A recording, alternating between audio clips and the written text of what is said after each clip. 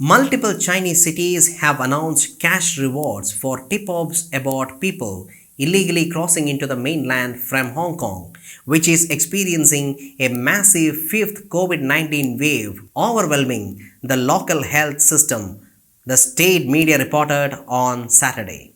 China's South Province close to Hong Kong have announced cash rewards for people who report suspected illegal crossing from Hong Kong Special Administrative Region amid reports of people fleeing to mainland by road and sea to escape the spread of the contagion. State-run Global Times reported on Saturday.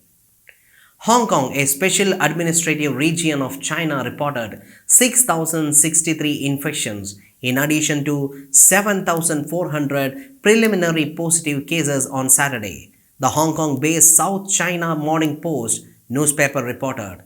With the death of 15 patients, the coronavirus-related death toll reached 280. The latest infections brought the overall tally to 46,763 cases. Such was the case load that hundreds of suspected COVID-19 patients who were forced to wait outside public hospitals for admission over the past few days had now been moved indoors as the situation deteriorated. Reports say Hong Kong is busy converting auditoriums and dormitories to accommodate surging cases, even as it plans to build a Wuhan-style makeshift hospital to accommodate hundreds of patients. Chinese cities have announced cash rewards capped at 1 lakh yen for tip-offs for suspected smuggling of Hong Kongers by vehicle or boat. The reward for reporting group smuggling is 30,000 yuan and 10,000 yuan for individuals illegally crossing the border, according to the official notice.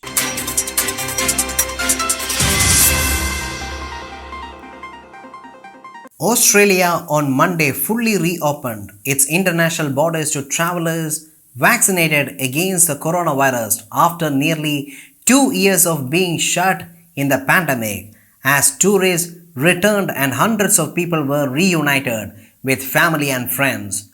More than 50 international flights will reach country through the day, including 27 touching down at Sydney, its largest city, as the tourism and hospitality sectors look to rebuild after being hammered by COVID-19 restrictions.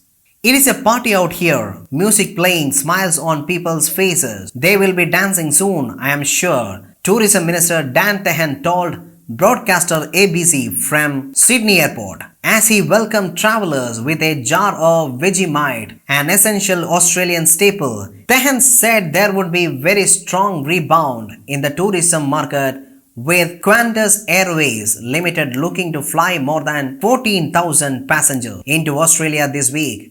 Tourism is one of Australia's biggest industries, worth more than $43 billion and employing about 5% of country's workforce, but the sector was crippled after the country shut its borders in March 2020.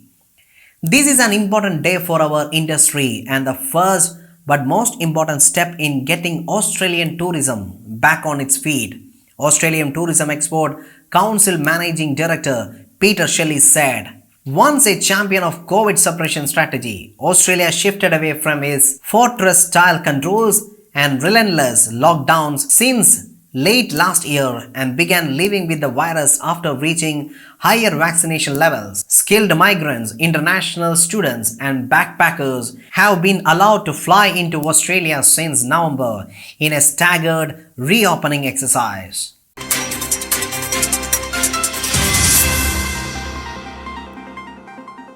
Ethiopia began producing electricity on Sunday from its Grand Ethiopian Renaissance Dam, a multi-billion-dollar hydropower plant on the River Nile that neighbors Sudan and Egypt have worried will cause water shortages downstream. After flicking a digital switch to turn on the turbines in the first phase of the project, Prime Minister Abiy Ahmed sought to assure those nations that his country did not wish to harm their interests. Ethiopia's main interest is to bring light to 60% of the population who is suffering in darkness, to save the labor of our mothers who are carrying wood on their backs in order to get energy, Abiy said. Abiy's government says the project is key to its economic development, but Egypt and Sudan depend on the waters of the Nile and have worried it will affect them. Egypt's foreign minister accused Ethiopia of further violation of a preliminary deal signed between the three nations in 2015, prohibiting any of the parties from taking unilateral actions in the use of rivers' water. The first violation of the initial agreement related to the filling of the dam, the ministry said in a statement on Monday. There was no immediate comment from Sudan. Ethiopia, the second most populous country on the continent, has the second biggest electricity deficit in Africa, according to the World Bank, with about two-thirds of the population of around 110 million lacking a connection to the grid.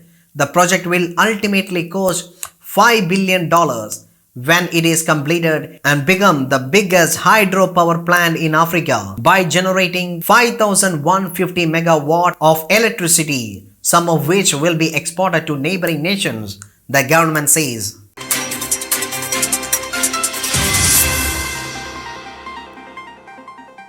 A warming planet and changes to land use patterns mean more wildfires will scorch large part of the globe in coming decades, causing spikes in unhealthy smoke, pollution, and other problems that governments are ill-prepared to confront, according to a UN report being released Wednesday. The western US, northern Siberia, central India, and eastern Australia already are seeing more blazes, and the likelihood of catastrophic wildfires globally could increase more than 50% by the turn of the century, according to the report from UN Environment Program. Areas once considered safe from major fires won't be immune, including the Arctic, which reports said was very likely to experience a significant increase in burning. Tropical forests in Indonesia and southern Amazon of South America also are likely to see increased wildfires, the report concluded. Uncontrollable and devastating wildfires are becoming an expected part of the seasonal calendars in many parts of the world, said Andrew Sullivan with the Commonwealth Scientific and Industrial Research Organization in Australia, one of the report's authors. But UN researchers said many nations continue to spend too much time and money fighting fires and not enough trying to prevent them. Land use changes can make the fires worse, such as logging that leaves behind debris that can easily burn and forests that are intentionally ignited to clear land for farming, the report said.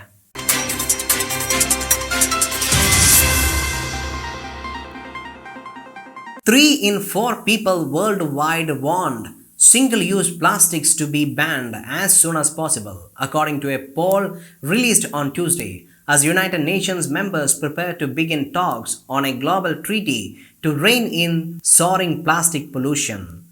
The percentage of people calling for ban is up from 71% since 2019, while those who said they favored products with less plastic packaging rose to 82% from 75%, according to the IPSOS poll of more than 20,000 people across 28 countries. Activists say the results send a clear message to the government meeting in Nairobi this month to press ahead with an ambitious treaty to tackle plastic waste, a deal being touted as the most important environmental pact since Paris Agreement on climate change in 2015. People worldwide have made their views clear, said Marco Lambertini, WWF International's Director General. The ounce and opportunity is now on governments to adopt a global plastic treaty so we can eliminate plastic pollution. Nearly 90% of those surveyed said they supported a treaty, but it remains to be seen whether any such deal will focus on waste collection and recycling or take more radical measures such as curbing production and use of throwaway plastics. Reuters revealed last week that big oil and chemical industry groups were devising strategies to persuade conference participants to reject any deal that would limit the production of plastic, which is made from oil and gas and a key source of their revenues.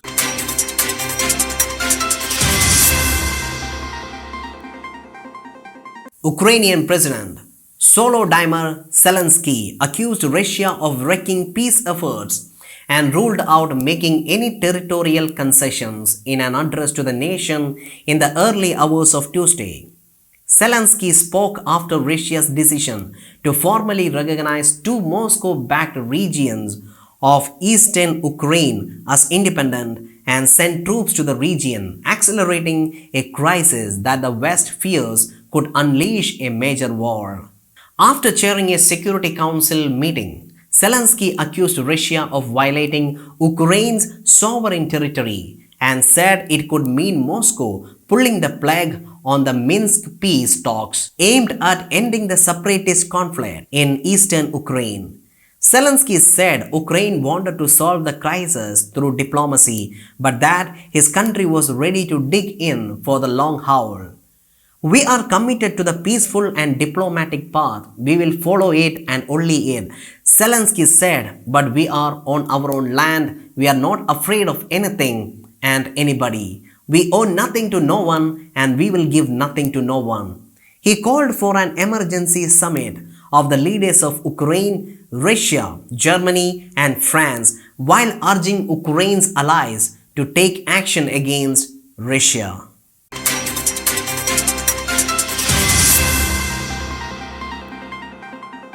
Britain's Queen Elizabeth II was at her desk in Windsor Castle on Monday to carry on with light duties after testing positive for COVID-19.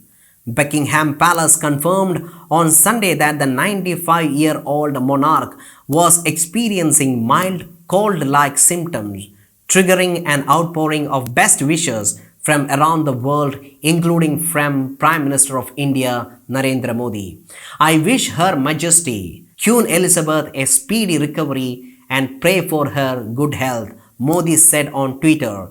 He was referencing a message by British Prime Minister Boris Johnson, who said, I am sure I speak for everyone in wishing Her Majesty a swift recovery from COVID and a rapid return to vibrant good health.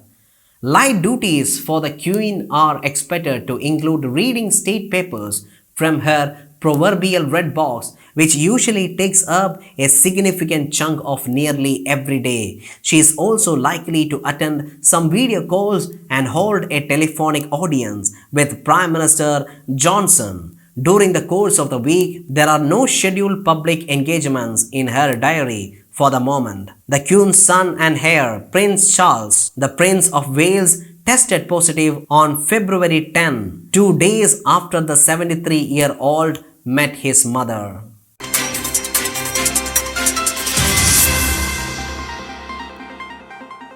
Sri Lanka has sent back the last of 263 shipping containers of waste from Britain, an official said Tuesday, as developing nations look to block the import of refuse and other environmental hazardous items from wealthier countries. Custom officials in South Asian country identified the large shipment of waste 2 years ago, including mattresses, carpets and springs which the local importers claimed were for recycling. Deputy Environmental Chief Ajit Vedsundara said the last 45 containers were sent out to the country on Monday.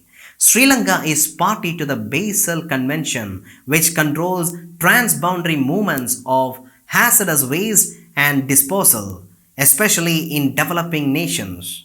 Vedsundara said authorities will stay vigilant to prevent disposal of waste in the country. Many countries in Southeast Asia have been resisting trash exports from developed nations in recent years. In 2020, Malaysia repatriated 150 containers of waste mainly to developed countries after they had been rerouted following a Chinese ban on plastic waste.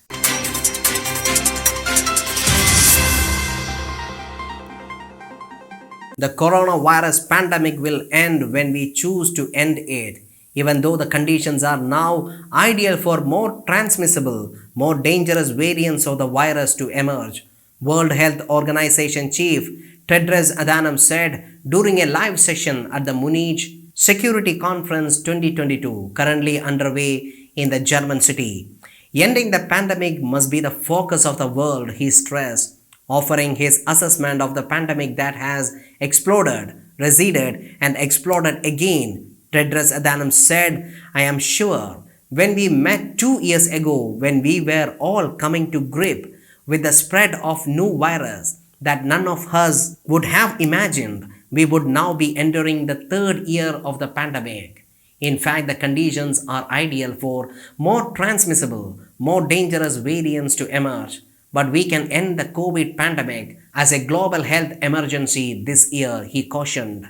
The lower severity of Omicron variant combined with high vaccine coverage in some countries is driving a dangerous narrative that the pandemic is over. The WHO chief warned, but it is not. Not when 70,000 people a week are dying from a preventable and treatable disease. Not when 83% of the population of Africa is yet to receive a single dose of vaccine. Not when health systems continue to strain and crack under the caseload. Not when we have highly transmissible virus circulating almost unchecked with too little surveillance to crack its evolution, he said.